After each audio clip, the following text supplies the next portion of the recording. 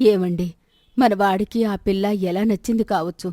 తాను లేకపోతే చచ్చిపోతా అనే అంతలా ఆ అమ్మాయిలో ఏముంది? ముఖ్యంగా ఏ ఆస్తిపాస్తులు లేవు. డబ్బు కోసం మనోణ్ణి పట్టేసినట్టుగా నాకనిపిస్తోంది. మనోడు తనతో సంతోషంగా ఉన్నాడు. ఇంతకన్నా ఆస్తిపాస్తులు మనకి ఇంకేం కావాలి చెప్పు.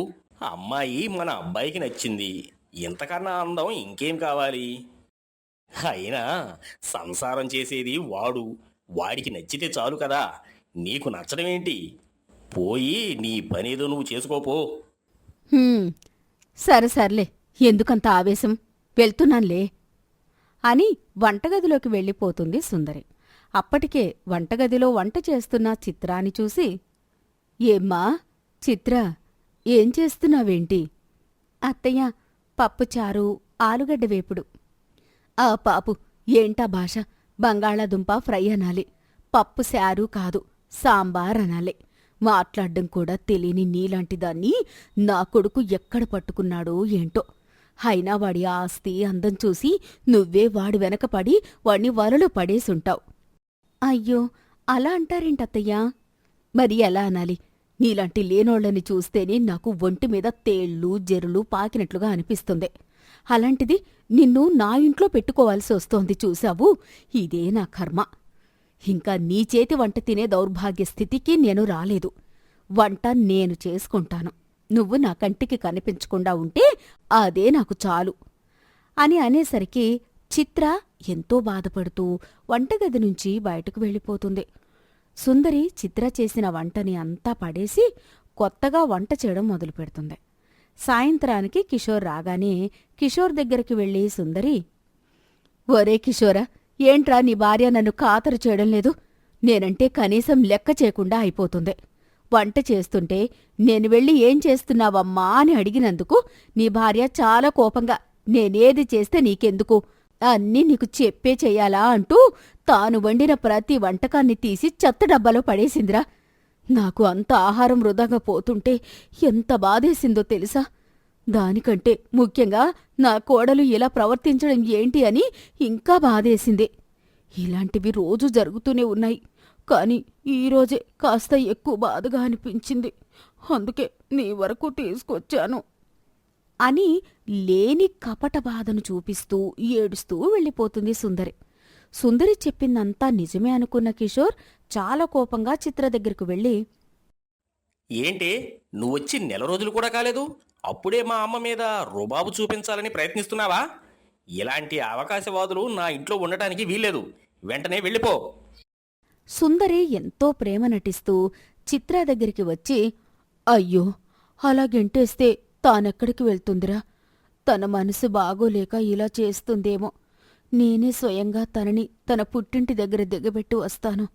2 రోజులు అక్కడుంటే అంతా సర్దుకుపోతుంది. రా అమ్మా చిత్ర, మీ ఇంటి దగ్గర దిగబెట్టేస్తాను." అలా ఇద్దరూ కలిసి కొంత దూరం వెళ్ళాక ఒక అడవి ఉన్న చోట సుందరి కారు ఆపేస్తుంది. "అత్తయ్య, ఇక్కడ ఆపేరేంటత్తయ్యా?" "ఒకసారి దిగమ్మా, చెప్తాను" అని చిత్ర దిగగానే చిత్రను అక్కడే వదిలేసి ఇంటికి వెళ్ళిపోతుంది సుందరి. హమ్మయ్యా, ఒక పీడా పోయింది. ఇంకా ఏ గోలా ఉండదు నాకు. నా కొడుక్కి నా స్తోమతకి తగ్గ అమ్మాయినిచ్చి పెళ్లి చేస్తే సరిపోతుంది అనుకుంటూ ఇంటికి వెళ్తుంది సుందరి. అక్కడికి వెళ్లేసరికి చిత్ర చాలా అందంగా ఉండడమే కాకుండా చాలా డబ్బు నగలతో ఉంటుంది.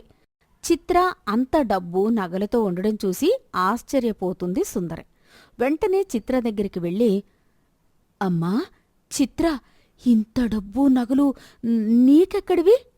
"అత్తయ్య, మీరు అడవి దగ్గర వదిలేశారు కదా, ఎక్కడికి వెళ్లాలో తెలియక అడవిలో తిరుగుతూ ఉంటే తూర్పు దిక్కున ఒక అదృష్ట చెట్టు కనిపించింది. ఆ చెట్టు నన్ను పిలిచి నా సమస్య ఏంటో తెలుసుకుని నాకు చాలా డబ్బు బంగారమిచ్చి ఇక్కడకు పంపించింది. అది నిజంగా అదృష్ట చెట్టే. ఇంత డబ్బు బంగారమిచ్చిందంటే నేను కూడా అక్కడికి వెళ్ళి తీరుతాను. ఏ దిక్కన్నావు?" "తూర్పు దిక్కత్తయ్యా" అని చిత్ర చెప్పగానే సుందరి క్షణం కూడా ఆలస్యం చెయ్యకుండా అడవి దగ్గరికి చిత్ర చెప్పిన ఆనవాళ్లని చూస్తూ మొత్తానికి ఆ చెట్టు దగ్గరికి చేరుకుంటుంది సుందరి. ఓ అదృష్ట చెట్టు, నీ గురించి నేను తెలుసుకున్నాను. ఎవరికి ఏ సమస్య ఉన్నా ఇట్టే తీర్చుతావంట కదా. నాకు కొన్ని సమస్యలున్నాయి, తీరుస్తావా? ముందు నీ సమస్య ఏంటో చెప్పు, ఆ తరువాత తీరుస్తానో లేదో చెప్తాను. అయితే విను, మధ్యలో ఏదైనా మరిచిపోతావేమో, వీలైతే రాసుకో. నాకిప్పుడు ఒకే ఒక ఇల్లుంది. అలా కాకుండా ఒక 10 అంతస్తుల అద్దాల మేడ కావాలి. ఏ ఫంక్షన్కి వెళ్ళినా 2-3 నగలుతోనే పోవలసొస్తోంది. అలా కాకుండా ఎవరి దగ్గరా లేనంత నగలు నాకు కావాలి. ఇవన్నీ నాకిస్తావా? చూడు సుందరి, నీ కోడల్ని నువ్వు డబ్బు లేదు, ఆస్తి లేదు అని ఇబ్బంది పెట్టావు. తనని ఎలాగోలా వదిలించుకోవాలని చూశావు. ఇప్పుడు తాను నువ్వనుకున్న దానికంటే ఎక్కువ డబ్బుతో వచ్చేసరికి తనతో ప్రేమగా ఉండడం మరిచిపోయి అత్యాశతో ఇంకా డబ్బు కావాలని అడగడానికి నా దగ్గరికి వచ్చావు. అవును, నువ్వు అదృష్టమిచ్చే చెట్టువి అని నీ దగ్గరకొచ్చాను. నేనడిగింది నాకు ఇస్తావా లేదా? అదృష్టం దురదృష్టం అనేది ప్రత్యేకంగా ఏమీ ఉండవు. మన అవసరాలకి తగిన కోరికలు ఆశలు ఉంటే మనం వాటిని సాధించడానికి ప్రయత్నిస్తాం. అవి తీరని కోరికలు కాదు కాబట్టి అవి తీరడానికి పంచభూతాలు సహకరిస్తాయి. అదే మన అదృష్టం. మన కోరికలు మన స్తోమతికి మించి అత్యాశతో ఉండడమే మన దురదృష్టం. కోరికలు అదుపులో ఉన్నవారికే తప్ప అత్యాశతో ఉన్నవారికి అదృష్టం వరించకపోగా నిరాశే మిగులుతుంది అని చెట్టు మాట్లాడడం ఆగిపోగానే సుందరి ఒంటిమీద నగలు మాయమైపోతాయి. పేద మనిషిలా తయారవుతుంది సుందరి. అయ్యో, ఏంటిలా తయారయ్యాను? అదృష్టమిచ్చే చెట్టు అనుకుంటే ఇదేంటి నాకు దురదృష్టమిచ్చింది? ఇప్పుడు నేనేం చెయ్యాలి? ఇంకొక్క క్షణం ఇక్కడ ఉన్నావంటే నీకు పట్టిన దురదృష్టం రెట్టింపవుతుంది. నీకు పట్టిన దురదృష్టం పోవాలంటే నువ్వు అత్యాశని పక్కకు పెట్టి సాధారణంగా ఉండడానికి ఎప్పుడైతే అలవాటు పడిపోతావో అప్పుడు నీకు పట్టిన దురదృష్టం పోయి అదృష్టం వరిస్తుంది అని చెట్టు చెప్పేసి సుందరిని గాల్లో ఇంటి దగ్గరికి పంపించేస్తుంది. ఆ రోజు నుంచి సుందరి ఎలాంటి అత్యాశకి పోకుండా సాధారణంగా ఉండడానికి ప్రయత్నిస్తూ ఉంటుంది. కోడలితో కూడా ప్రేమగా ఉండడానికి ప్రయత్నిస్తుంది. కోడలు చిత్ర తన అత్తని ఎంతో ప్రేమగా చూసుకుంటూ ఇంటిని కూడా సమర్థవంతంగా నడిపిస్తూ ఉంటుంది.